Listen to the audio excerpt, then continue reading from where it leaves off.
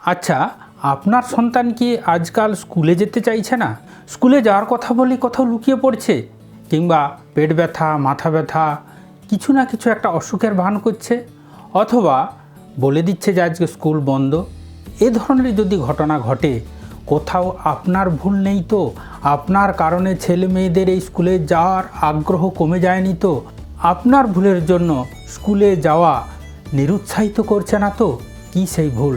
আজকে ছখানা ভুল নিয়ে আলোচনা করব, শেষ পর্যন্ত সঙ্গে থাকুন। আর ইতিমধ্যে চ্যানেলটিকে সাবস্ক্রাইব করে ফেলুন।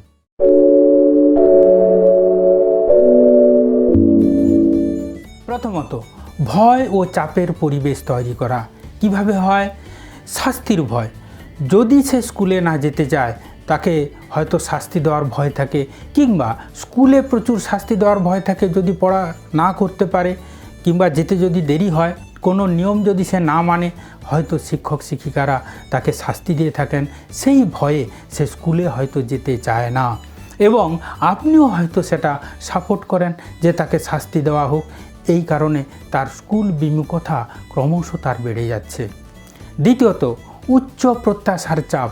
অনেক সময় মা বাবারা করেন কি, একটা বড় কিছু রেজাল্ট করতে হবে, একটা বড় জায়গায় যেতে হবে, সেই জন্য তাকে স্কুলে যেতে হবে, সমস্ত শিক্ষকদের সঙ্গে যোগাযোগ রাখতে হবে, যে করে হোক সমস্ত বইয়ের পড়া তাকে দিতে হবে।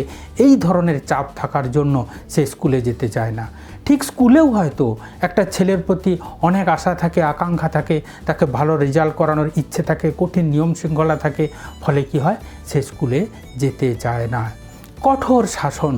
হয়তো স্কুলের মধ্যে কঠোর শাসন আছে, আপনিও তাকে বাড়িতে হয়তো কঠোর শাসনে রেখেছেন, সেই জন্য তার স্কুল যেতে কিছুতেই ভালো লাগছে না। স্কুলের প্রতি একটা ভয় আর স্কুলের প্রতি একটা চাপের পরিবেশ তার মধ্যে তৈরি হচ্ছে। দ্বিতীয়ত, শিশুদের অনুভূতি ও সমস্যাকে গুরুত্ব না দেওয়া। এটা উভয় ক্ষেত্রেই হয়। অনেক অভিভাবক করেন কি, ছেলের কি সমস্যা হচ্ছে বা কি হচ্ছে কি না কোনো গুরুত্ব দেন না। তার সমস্যাই নয়, তার হয়তো একটা ছোটোখাটো সমস্যা তার কাছে অনেক বড় মনে হতে পারে, কিন্তু তাকে কোনোভাবে গুরুত্ব দেওয়া হচ্ছে না। স্কুলের ক্ষেত্রেও তাই। হয়তো দেখা যায় তার যে ছোটোখাটো সমস্যা, বন্ধুদের সঙ্গে গণ্ডগোল, হয়তো পড়াশোনার কোথাও একটা অসুবিধা হচ্ছে, বোর্ডে ঠিকমতো দেখতে পাচ্ছে না, এই ধরনের ছোট ছোট বিভিন্ন রকম সমস্যা তার কাছে হয়তো বড় আকারে হতে পারে। সেই জন্য তার পড়ার বা স্কুলে যাওয়ার ইচ্ছেটাই ক্রমশ কমে যেতে থাকে। দ্বিতীয়ত, ভুল বোঝার ভয়। সে সব সময় মনে করে যে আমি কেন স্কুলে যাচ্ছি না, এটা আমি ঠিক বোঝাতে পারছি না আমি মা বাবাকে, অথবা স্কুলে গেলেও যে আমার কি কি অসুবিধা বা কিছু আমি কোনোভাবেই বোঝাতে পারছি না। আমি কোনো কাজ করলে অন্যেরা ভুল বুঝছে, বন্ধুরা ভুল বুঝছে, শিক্ষকরা ভুল বুঝছে, ফলে তার স্কুলে যাওয়ার ইচ্ছেটাই থাকছে না। দুঃখ প্রকাশের সুযোগ না দেওয়া। হয়তো সে কোনো ভুল করলো, ভুল করার পর মা বাবা হয়তো সেটাকে নিয়ে গুরুত্বই দিচ্ছে না, বরং রাগারাগি করছেন। স্কুলের ক্ষেত্রেও একই হচ্ছে। হয়তো স্কুলে কোনো ভুল করলো, বন্ধুরা হাসাহাসি করছে, শিক্ষকরা তাকে হয়তো বকাঝকা করছে। কোনোভাবে সে যে একটা ভুল করেছে, সে যে একটা দুঃখ প্রকাশ করতে চায়, সেটাকে কোনোভাবেই গুরুত্ব দেওয়া হচ্ছে না। সেই জন্য তার স্কুলের প্রতি অনীহা ক্রমশ বেড়ে যাচ্ছে। তৃতীয়ত, স্কুলের প্রতি নেতিবাচক মনোভাব তৈরি করা। অনেক অভিভাবক তৈরি করেন যে স্কুলের প্রচণ্ড সমালোচনা করেন। আজকাল শিক্ষকরা পড়াতে চাচ্ছেন না, আজকাল শিক্ষকরা প্রচণ্ড ফাঁকি দিচ্ছেন, কোনো ভালো শিক্ষক নেই, স্কুলের পরিবেশ ভালো নয়।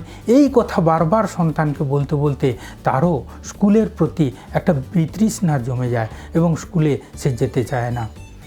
পড়াশোনাকে শাস্তির মতো দেখা।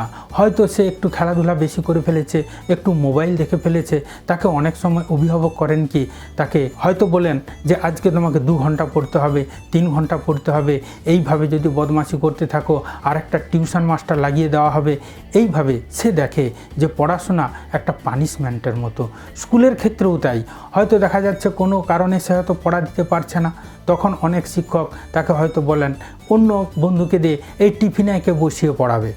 ফলে সে শাস্তির মতো দেখার জন্য তার স্কুলের প্রতি ক্রমশ নেতিবাচক মনোভাব তৈরি হয়ে যায়। স্কুলকে আনন্দহীন মনে করা। অনেক স্কুলের ব্যবস্থা এমন থাকে কোনোভাবেই তার ভালো লাগে না। সে মনে করে যে স্কুলে যাওয়া মানে একটা বিরক্তিকর ব্যাপার, ঠিকমতো খেলাধুলা থাকে না, পড়ানোর টেকনিক হয়তো খুব ভালো নয়, ফলে তার স্কুল মোটেই ভালো লাগে না। এই ধরনের ভিডিও আপনি আরও পেতে চান বা যদি ভালো লেগে থাকে তাহলে অবশ্যই চ্যানেলটিকে সাবস্ক্রাইব করুন, লাইক করুন, কিছু কমেন্ট করুন। আর অন্যদের ভালো করার জন্য, আপনার ছেলের বন্ধু বান্ধবীদের ভালো করার জন্য বা তাদেরকেও আপনার ছেলের মতো তৈরি করার জন্য তাদেরকেও এই ভিডিওটা শেয়ার করে দিন। তাতে সুবিধা কি হবে না, আপনার ছেলেও সঙ্গটাও খুব সুন্দর হবে। সন্তানরা যখন একটু বদমাশি করে অথবা খুব আবদার করে, জিদ ধরে, তখন মা বাবা করেন কি, তাকে মোবাইল দিয়ে শান্ত রেখে দেন। এই মোবাইল দিয়ে শান্ত রাখার জন্য সে মনে করে আমি যদি স্কুলে না যাওয়ার জন্য জিদ ধরি তাহলেও আমাকে মোবাইল দেওয়া হবে। এই মোবাইলের লোভে সে স্কুলে কিছুতেই যেতে চাইবে না। গেমের প্রতি অতিরিক্ত যখন আকর্ষণ হয়ে যায় তখন সে প্রচণ্ড গেম খেলতে থাকে, যেটা স্কুলে কোনোভাবে সুযোগ থাকে না। হয়তো স্কুলে যাওয়ার নাম করে হয়তো কোনো জায়গায় লুকিয়ে সে গেম খেলছে, এমনও ঘটনা দেখা যায়। বা বাড়িতে তার গেম সুন্দরভাবে সে বসে খেলতে পারে, এই গেমের জন্যই সে কোনোভাবে স্কুলে যেতে চাইবে না। রাত জেগে স্ক্রিন ব্যবহার করা, অনেক ছেলে বা মেয়ে অনেক রাত্রি পর্যন্ত হয়তো মোবাইল ব্যবহার করছে, তার ফলে তার ব্রেনের উপর একটা অবশ্যই চাপ পড়ছে এবং সকালবেলা ঘুম থেকে উঠতে দেরি হচ্ছে এবং ধীরে ধীরে তার স্কুলে যাওয়ার প্রতি অনীহা এসে যাচ্ছে। পড়াশোনা ঠিকমতো করছে না, ফলে সে স্কুলে গিয়ে করবে কি, এই সব ভাবনা চিন্তা যখন তার মাথায় আসছে তখন সে কোনোভাবেই স্কুলে যাচ্ছে না। অন্যদের সাথে তুলনা করা ও নেতিবাচক কথা বলা, অন্যদের সঙ্গে যখন তুলনা করা হয়, হয়তো স্কুলের কোনো বন্ধুর সঙ্গে তুলনা করা হচ্ছে, ওই বন্ধুটা কত ভালো, তুই তার মতো হতে পারছিস না কেন, এইভাবে তুলনা করার জন্য সে স্কুলে ওই বন্ধুর কাছে সে যেতে চাইছে না। স্কুলে যেতে চাইছে না যেমন ঠিক, তেমনি ঠিক ওই সকল বন্ধুদের সে সঙ্গেও থাকতে চাইছে না। নেতিবাচক তকমা দেওয়া, অনেক সময় কি হয়, সে হয়তো পড়াশোনা একটু কমতি, স্কুলে ঠিকমতো হয়তো যেতে চাইছে না, তখন তাকে নেতিবাচক তকমা দিয়ে দেওয়া হয়, তোমার ভবিষ্যতে কিছুই হবে না, তোমার দ্বারা পড়াশোনাই হবে না। এইভাবে নাবাচক কথা বলতে বলতে সে বিশ্বাসই করে নেয় আমার দ্বারা কোনোভাবেই পড়াশোনা সম্ভব নয়, আমার পক্ষে স্কুলে যাওয়া সম্ভব নয়, তাই সে ক্রমশ স্কুল ছাড়তে থাকে। প্রতিযোগিতার মানসিকতা তৈরি করা, যদিও স্কুলে যায় তখন অন্য বন্ধুদের সঙ্গে প্রতিযোগিতা তৈরি করে ফেলা হয়, ফার্স্ট হচ্ছে না কেন, সেকেন্ড হচ্ছে না কেন, নাচে গানে সব জায়গায় সেজন্য একটা টপ র্যাঙ্কে থাকে, এইভাবে তার মধ্যে একটা প্রতিযোগিতা তৈরি করে ফেলা হয়।